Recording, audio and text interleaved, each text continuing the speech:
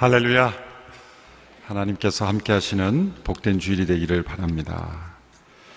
오늘 설교 후에 비전헌금은 여름 대학 청년 아웃리치를 위해서 후원을 위해서 사용됩니다. 아울러 8월 10일부터 13일까지 대학 청년 수련회가 저희 교회뿐만 아니라 전국적으로 함께 전주대학교에서 열립니다. 오늘 일면에 신문의 일면 기사를 함께 참조하시기 바랍니다. 기도하겠습니다.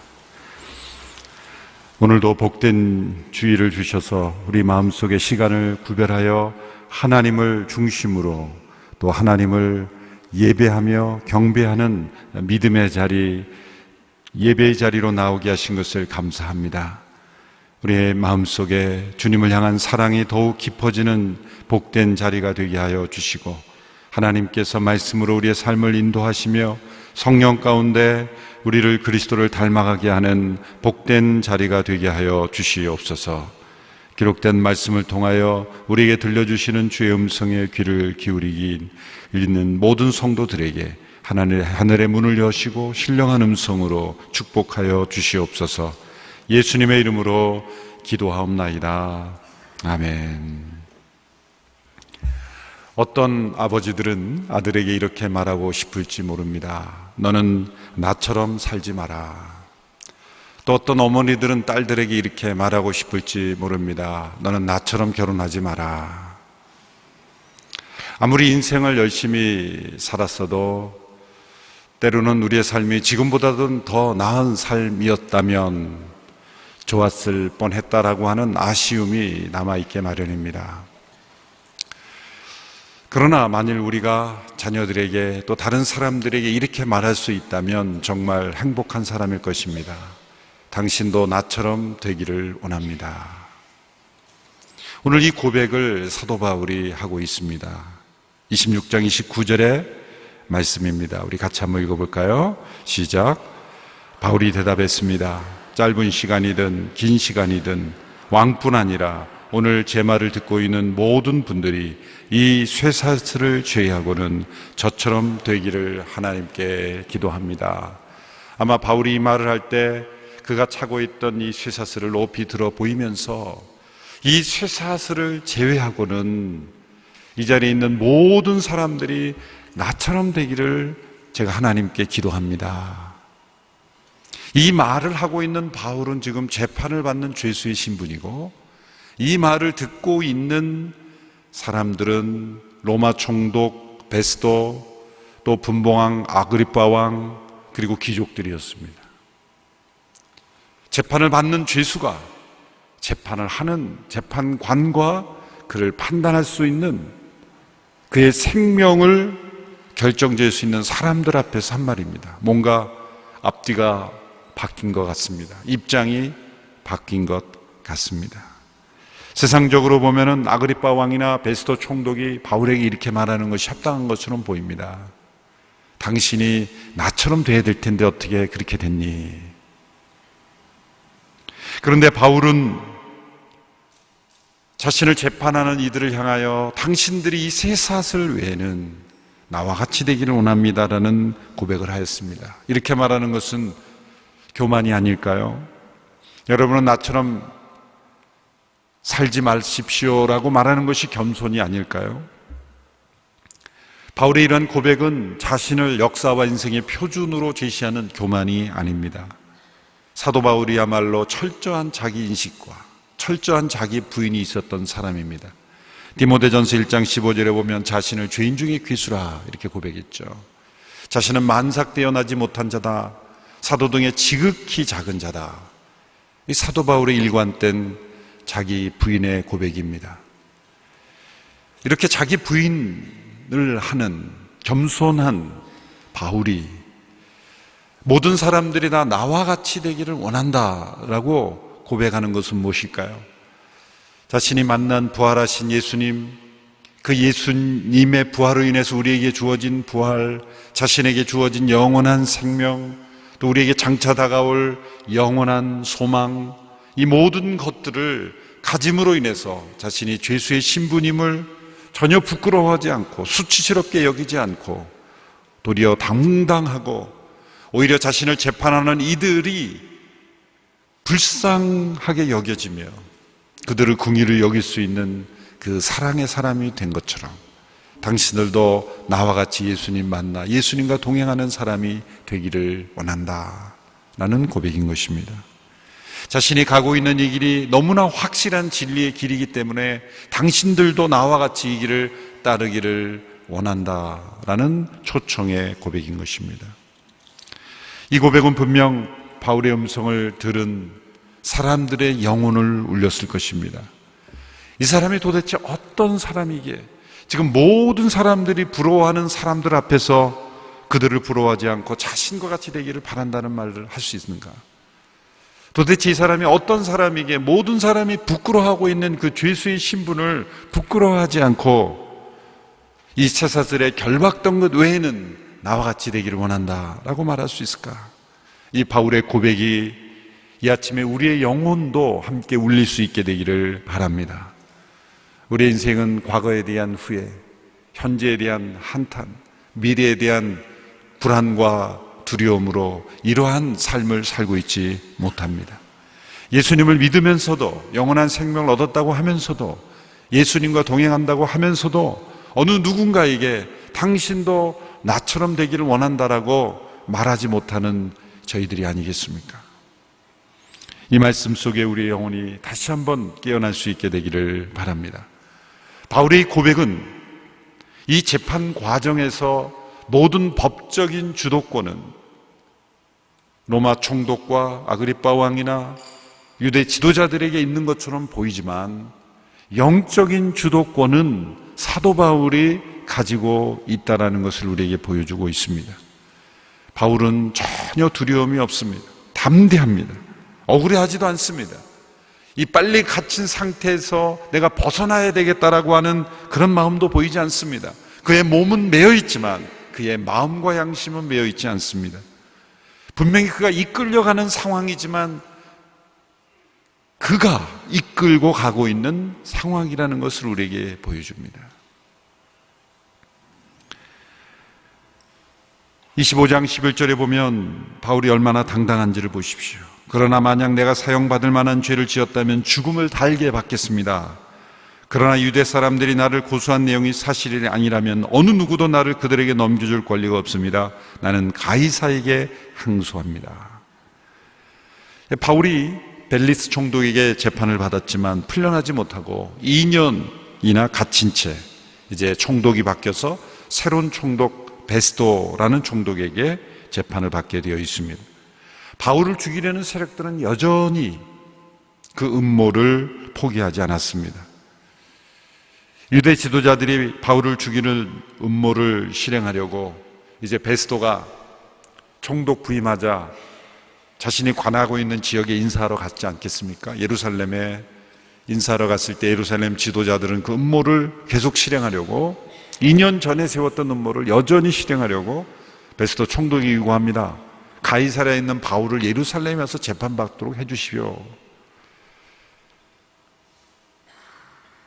부임하자마자 첫 인사에서 요청한 그 요구를 무시한다는 건 총독으로서 쉬운 일이 아닙니다. 사람들의 환심을 사려고 한 지도자는 금방 넘어가게 마련이요. 줬어. 제가 부임한 첫 선물이니 당신이 원하는 대로 하시오라고 해도 베스도에게는 아무 문제가 없습니다. 그래서 베스도가 물어보죠. 바울에게 예루살렘에 가서 재판을 받겠느냐. 그때 바울이 이 11절에 담대한 말을 한 거예요. 내가 죽을 만한 죄를 지었으면 죽겠습니다. 그러나 만일 내가 고소받은 만한 내용이 사실이 아니라면 어느 누구도 나를 넘겨줄 수 없습니다. 나는 가이사에게 항소하겠습니다. 아주 적절한 타이밍에 그가 담대하게 두려워하지 않고 가이사에게 항소함으로써 그 상황을 이끌고 가죠. 가이사에게 항소한 일을 베스도 총독이 잘못 죽음에 넘겨줬다고 하는 자신이 위태해질 줄 아니까 그 딜레마에서 베스도가 넘겨주지 않게 되는 것이죠. 이런 한순간 한순간을 통해서 보면 바울이 담대하지 않는다면 순간 끌려가는 거죠. 사람 눈치 보고 또 상황에 이끌려가는 그런 바울이라면 그는 벌써 사형장의 이슬로 사라질 수도 있습니다. 하나님께서 이 로마의 법적 제도를 통해서 보호해 주시는 것을 볼 수 있습니다. 로마의 법 자체가 바울을 보호한 것이 아닙니다. 아무리 법이 정교하게 잘 되어 있다 할지라도 사람이 저절로 보호되는 것이 아닙니다. 그 법의 그 맹점을 얼마든지 이용할 수 있고 도리어 그 법을 이용해서 사람을 해칠 수도 있죠. 로마의 법 자체가 바울을 보호해준 것이 아니라 바울의 이 담대한 믿음을 통해서 하나님께서 그 상황을 이끌고 가도록 만드신 것입니다. 하나님께서 바울을 왜 보호하십니까? 그가 부활하신 그리스도를 증거하고 있고 로마에도 가서 복음을 증거해야 하기 때문입니다. 이 사도행전을 전체적으로 읽다 보면 선교사 바울의 모습이 있고 죄수 바울의 모습이 있습니다. 근데 분량적으로 말하자면 선교사 바울의 기록의 분량보다 죄수 바울에 관한 기록의 분량은 훨씬 많습니다. 나머지 사도행전의 그 8장의 그 분량을 보면 죄수 바울의 여정이 훨씬 깁니다. 하나님께서는 이 죄수 바울의 여정을 통해서 복음이 온 세상에 그리고 로마에게까지 당시 최고의 지배력을 가지고 있던 로마의 지도자들에게 복음이 증거되도록 하신 것입니다. 기억하십시오. 어떤 상황이든지 하나님 편에 서 있는 사람이 영적 주도권을 가지게 된다는 것이죠. 이것을 우리가 확신해야 합니다. 법적인 상황, 사회적인 상황은 매여 있고 아무것도 할 수 없는 것 같을지라도 영적 주도권은 언제나 하나님의 사람들에게 주어져 있습니다. 사도 바울을 보십시오. 그는 매여 있습니다. 자기 마음대로 여행도 할 수 없습니다. 아무것도 할 수 없는 상황이지만 이 사도행전 후반부를 통해서 우리에게 보여주는 것은 모든 상황의 주도권은 총독에게 있고 왕에게 있는 것 같지만 하나님의 사람인 바울에게 있다는 거죠. 이 믿음을 우리가 잃지 않는다면 이 세상이 아무리 우리를 매이게 하고 우리를 억압할지라도 우리가 상황에 끌려가는 인생이 아니라 상황을 이끌고 가는 인생이 될 수 있음을 믿어야 할 것입니다.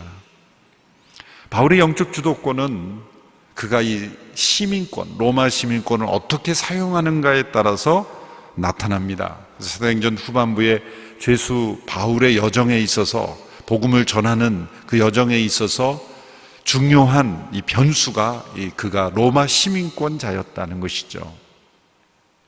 예루살렘에서 유대인들에게 붙잡혀서 이제 로마 군인들이 그를 채찍질하고 가두려고 할 때 바울이 로마 시민권자인 나를 재판도 하지 않고 이렇게 무작정 가둘 수 있느냐라고 할 때 천부장이 깜짝 놀라죠. 그래서 그때부터 그를 보호하기 시작했죠. 또 우리가 함께 읽은 25장 11절의 말씀처럼 베스도가 예루살렘으로 다시 가겠느냐고 할 때 나는 가이사에게 항소하겠다라고 함으로써 그가 예루살렘으로 가지 않고 로마로 가는 길을 결정지을 수 있었죠. 이게 바울의 이 주도권이 로마 시민권을 통해서 나타납니다. 그런데 흥미로운 것은 빌립보에서 그가 전도할 때 사도행전 16장으로 다시 거슬러 올라가서 16장에 보면 그때도 그가 로마 시민권자 아니었습니까? 그런데 16장의 기사를 보면 그가 빌립보에서 사람들에게 붙잡혀서 매맞고 감옥에 갇히죠. 그러고 나서 기진이 일어났죠. 그는 기도하고 찬송했죠. 지진이 일어나서 간수가 구원을 받죠. 내가 어떻게 하여 구원을 받겠습니까? 라고 할 때 주 예수를 믿으라. 그러면 너와 내 집이 구원 얻으리라. 그래서 간수의 집에서 대접도 받고 그때 이제 로마 관료들이 바울을 풀어주려고 합니다. 그때야 비로소 바울이 로마 시민권자를 이렇게 해도 되느냐라고 나중에 말합니다. 16장 35절 38절을 보십시오. 제가 한번 읽어보겠습니다. 사도행전 16장 35절 38절입니다. 날이 밝자 로마 관리들이 부하들을 보내 간수에게 명령했습니다. 그 사람들을 풀어주라.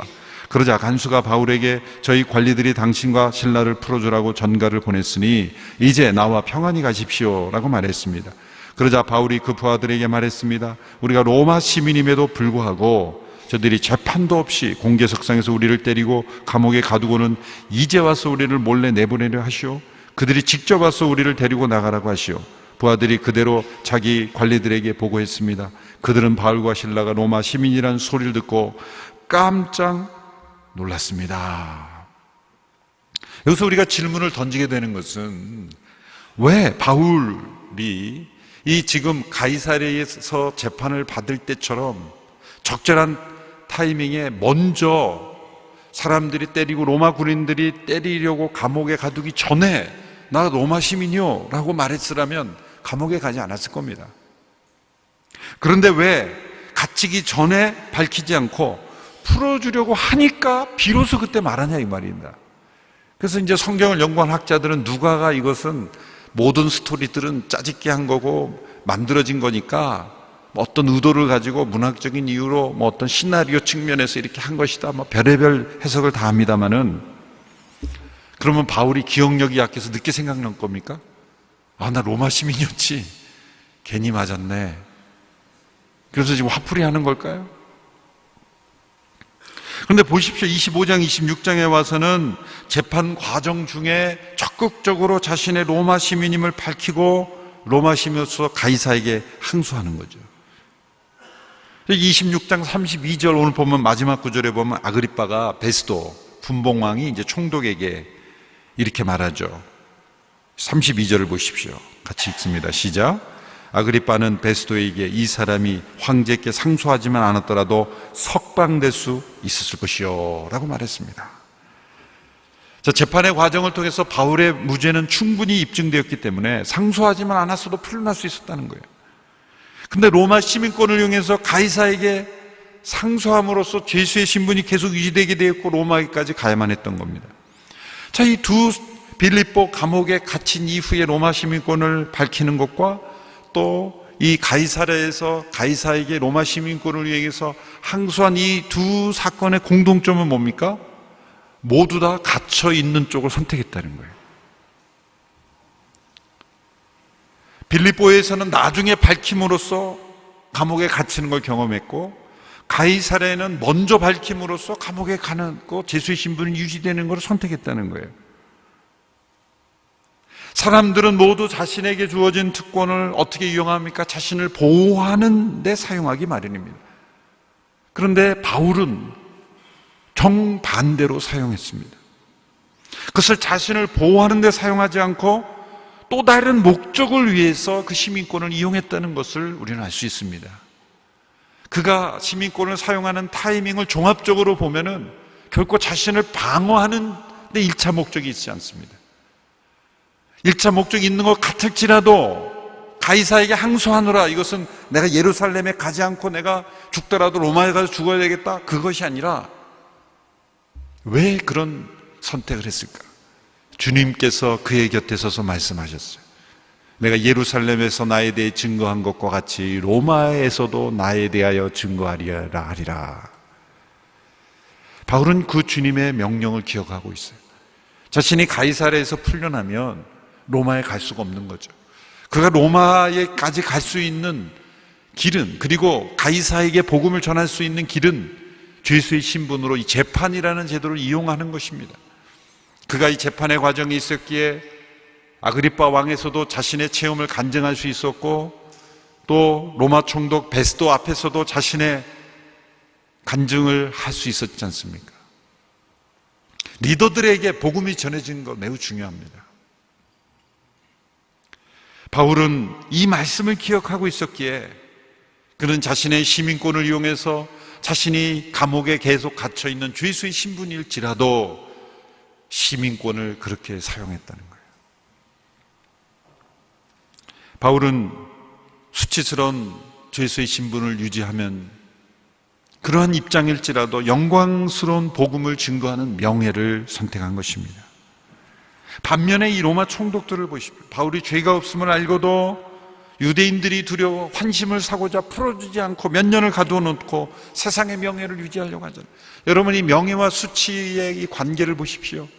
바울은 수치스러운 죄수의 신분을 유지하면서 하나님 나라의 복음을 증거하는 명예를 바라봤고, 당시 유대 총독들은 그 세상의 명예를 얻기 위해 수치스럽게도 불의와 타협하고 바울을 죄수의 신분으로 가둬놓았다는 거예요.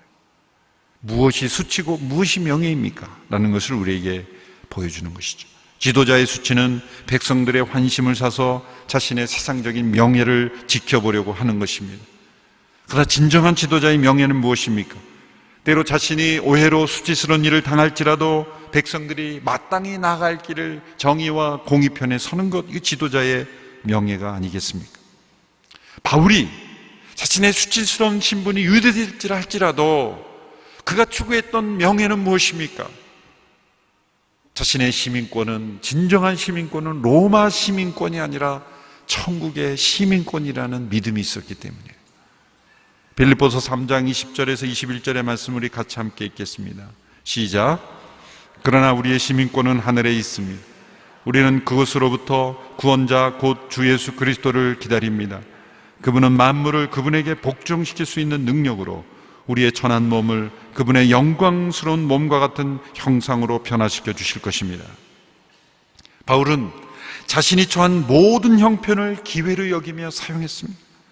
그것은 자신이 로마 시민권을 가지고 세상의 특권을 누리며 자신을 보호하는 데 사용할 수 있지만, 그는 정반대로 자신을 희생하는 데, 자신이 계속 죄수의 신분이 유지되는 데 사용되었고, 빌립보에서는 그 전에 제시했으면 얻어맞지 않고 감옥에 가지 않을 수 있었는데, 만일 그가 가지 않았더라면 빌립보 감옥이 진동되었겠습니까? 빌립보 간수가 예수 믿었겠습니까? 그는 신비한 그리스도의 연합 가운데, 어떤 동행하는 가운데 복음이 증거되는데 사용한 거예요. 얼마나 아름다운 모습입니다. 천국의 시민권을 가진 사람은 이 땅에 가진 자신의 권리를 자신을 방어하고 보호하는 데만 사용하지 않고, 그것을 넘어서서, 때로는 그런 일이 있을 수도 있겠죠. 그러나 그것을 넘어서서 하나님 나라를 증거하는 일에 자신의 모든 권리를 사용할 줄 안다는 거예요. 바울이 자신이 처한 형편 가운데 변증하는 그 내용 가운데의 표현들을 보면 그의 당당함, 그는 이 과정을 오히려 즐기는 듯한 그런 느낌들도 있어요. 사도행전 26장 2절의 말씀을 보십시오. 아그리빠 왕이 이렇게 말합니다. 같이 읽겠습니다. 시작. 아그리빠 왕이여, 제가 오늘 당신 앞에 서서 유대 사람들의 모든 모함에 대해 저 자신을 변호하게 된 것을 다행으로 여깁니다. 다행으로. 뭘 다행으로 여깁니까? 자신이 빨리 풀려날 수 있다는 기대감이 아니라 아그리빠 왕에게 자신이 예수님을 만난 체험을 들려줄 수 있기에 다행이라고 여긴 것입니다. 자신의 신분에 대한 한탄이 전혀 없습니다. 제가 왕에게 호소해서 풀려날 수 있기를 기대하기 때문에 다행입니다라고 표현한 게 아니죠. 또 26장 22절을 보면 또 이렇게 말합니다. 같이 한번 읽어보겠습니다. 시작. 그러나 저는 바로 이날까지 하나님의 도움을 받아왔기에 여기 있어서 높고 낮은 모든 사람들에게 증언하고 있는 것입니다. 저는 모세와 예언자들이 앞으로 일어나리라고 예언한 것 외에는 아무것도 말하지 않았습니다. 하나님의 도움을 받아왔습니다. 하나님의 도움을 받아왔으면 지금 왜 거기에 있습니까? 우리는 그렇게 생각하지 쉽지 않습니까? 그렇게 생각하기 쉽지 않습니까? 우리 하나님의 도움을 받아왔으면 어려움에서 쉬운 일로 그렇게 벗어나야 되는 건데, 하나님의 도움을 받아 바울은 지금 죄수의 신분이 있는 거예요. 사고방식이 다른 거죠. 하나님의 도움을 받아 저는 이 자리에 서 있습니다. 그리고 이렇게 높고 낮은 모든 사람들에게 증언할 수 있게 되었습니다. 자신이 증언할 수 있게 된 것을 하나님의 도움을 받았다는 거예요. 우리의 사고방식과 기준이 다른 것이죠. 얼마 전에 최근에 두란노에서 출간된 잊지 않았다라는 책이 있습니다. 북한에 억류됐던 케네스 배 선교사님의 간증집이죠. 이분이 1.5세로서 미국 시민권자로서 신학을 공부하고 선교사가 되었습니다. 그는 여행사를 설립해서 2011년부터 북한을 17번이나 다니면서 관광업을 했습니다. 근데 18번째 들어갈 때 문제가 생겼죠. 그 외장하드를 의도한 것은 아닌데 어떻게 실수로 가져가게 된 거예요. 그 안에는 어떤 여리고 작전이라는, 그것은 어떤 영적 전쟁에 관한 그런 이야기들, 믿음의 사람들끼리 나눌 수 있는 그런 이야기. 의도하지 않았는데 그걸 가지고 들어와서 그게 적발이 된 거예요. 그래서 억류당했죠. 15년 노역형을 선고받았죠. 처음에 그가 억류되었을 때는 이렇게 기도했다고 합니다. 저를 구해 주십시오. 하나님, 저를 좀 구해 주십시오. 근데 시간이 흐르면서 점차 그의 기도는 이렇게 바뀌었다고 합니다. 하나님, 저를 사용해 주십시오. 자신이 지금 억류되어 있는 모든 수감 상황까지도 하나님의 뜻을 이루는 도구로 사용해 주십시오. 그래서 북한에서 못 나올 수도 있다라는 생각을 하며 다 내려놓으면서 하나님, 저를 사용해 주시기만 하십시오. 자유를 누리면서 제가 그곳에서 자유를 누리지 못하지만 그곳에서 할 일을 찾게 해주십시오라고 기도했다는 거예요. 억류된 지 735일 만에, 만 2년 3일 만에 이제 풀려나게 되죠. 외국인으로서 억류된 기간으로는 가장 오랜 기간이라고 합니다. 흥미롭게도 이 기간은 바울이 가이사라와 후에 로마에 셋째 억류됐던 그 어떤 기간, 가이사라에 그가 억류되어 있던 기간과 거의 비슷한 기간입니다. 그는 이렇게 기도했다고 합니다. 고통의 시간 속에서 나를 만나주시고 내 힘으로는 더 이상 버틸 수 없을 때 나를 붙잡아 주신 주님, 내 인생의 가장 어두운 시간 속에서도 나를 도구로 사용해 주신 주님 감사하고 사랑합니다. 그래서 7월 중에 우리 서빙고와 양재 수요일 저녁에 우리 케네스베 선교사님이 또 간증하는 시간을 갖도록 하겠습니다. 이 바울의 간증과 자기 변호를 들은 베스도 총독이 소리 지르며 가로막았죠. 오늘 본문 26장 24절에 보면 바울을 향해 이렇게 외칩니다. 바울아, 내가 미쳤구나. 내 많은 학식이 너를 미치게 했구나. 당신을 미쳤어. 공부를 너무 많이 해서 당신 미친 것 같아. 그렇게 말한 거죠. 이런 외침은 오늘날 믿는 사람들을 향하여 외치는 사람들의 말을 대변하는 것이죠. 당신은 너무 광신적이야. 그렇게 너무 종교적일 필요 없어. 믿어도 그냥 조용히 믿어. 자기가 주인이 되어 필요에 따라 믿으면 되는 거지, 예수님이 주님이시고 뭐 다시 오신다 그러고 뭐 심판할 거다, 그렇게 너무 광신적으로 믿을 거 없어. 그런 건 다 미친 짓이야. 정신 나간 거야. 라고 말하는 사람들이 있죠. 옥하는 목사님께서 그런 말씀을 설교집에 적어 놓은 적을 읽은 적이 있습니다. 세상 사람들에게 100% 칭찬만 듣는 사람은 진짜 그리스도인이 아닐 수도 있다. 그리스도인과 세상 사람들은 서로를 향해 미쳤다라고 말할 수밖에 없다. 세상이 보기에 예수 믿는 사람들은 예수님께 미친 사람이고, 예수님 믿는 사람들은 세상 사람 보기에 세상에 미친 사람들. 그러니까 서로 미쳤다라고 말해야 그게 어떻게 보면 정상적인 스탠스라는 거죠. 서로 정상이라고 말하면 이거 뭔가 혼동이 있는 거예요. 세상 사람들 앞에서 미쳤다라고 그렇게 평가받을 수 있는 믿음, 그런 평가를 두려워하지 않는 저희들이 되기를 바랍니다. 제가 고등학교 때 전도 훈련을 받고, 교회에서 전도, 사역리 전도 훈련을 받고 터미널에 가서 복음을 전했던 적이 있어요. 그 당시에는 정말 사람들이 순수했던 것 같아요. 2명씩 짝을 지어서 이렇게 훈련을, 전도사님이 그렇게 시켜요. 2명씩 짝을 지어서 대상자를 가운데 두고 양쪽에서 포위하라는 거예요. 그래서 포위했어요. 이렇게 포위하고 움직이려고 그러면 어깨를 딱 붙여서 못 움직이게 하고, 사역리를 내들고 이렇게 한 문장씩 읽어가면서 질문하려고 그러면 다 듣고 질문하시죠. 그랬으면 알겠습니다. 그랬어요. 그 당시에. 얼마나 사람들이 이렇게 순하고 경계심이 없고, 참 지금 생각하면 얼마 안 됐는데도 이 사람들이 이렇게 우리가 민심이 흉악해졌어요. 둘씩 짝을 져서 이렇게 터미널에서 두고 이렇게 질문 읽어주면서 질문을 하면은, 다 듣고 질문하시면 안 되겠습니까? 그러겠습니다. 그리고 이제, 그런데 갑자기 뒤에서 어느 아저씨가 제 머리를 탁 때리는 거예요. 예수 믿는다고 쌀이 나오냐고 밥이 나오냐. 다 미친 짓이라고. 얼마나 세게 아팠는지 지금도 그게 얼얼한 게 느껴질 정도. 뒤에서 제 머리를, 고등학생이니까 막 얼마나 세게 때리는. 요즘 같았으면 바로 폭력 무슨 해가지고 법적으로, 그때는 그렇게 맞아도 그냥 알겠습니다 그러고 지나갔어요. 시대가 많이 바뀐 것을 느끼죠. 제 머리를 때리면서 미친 짓이야, 예수 믿는다고 쌀이 나오냐 밥이 나오냐. 그때 제가 사실 충격을 받았어요. 그런가? 그렇게 제가 사실 충격을 받았어요. 예수 믿으면 쌀이 나오고 밥이 나오나?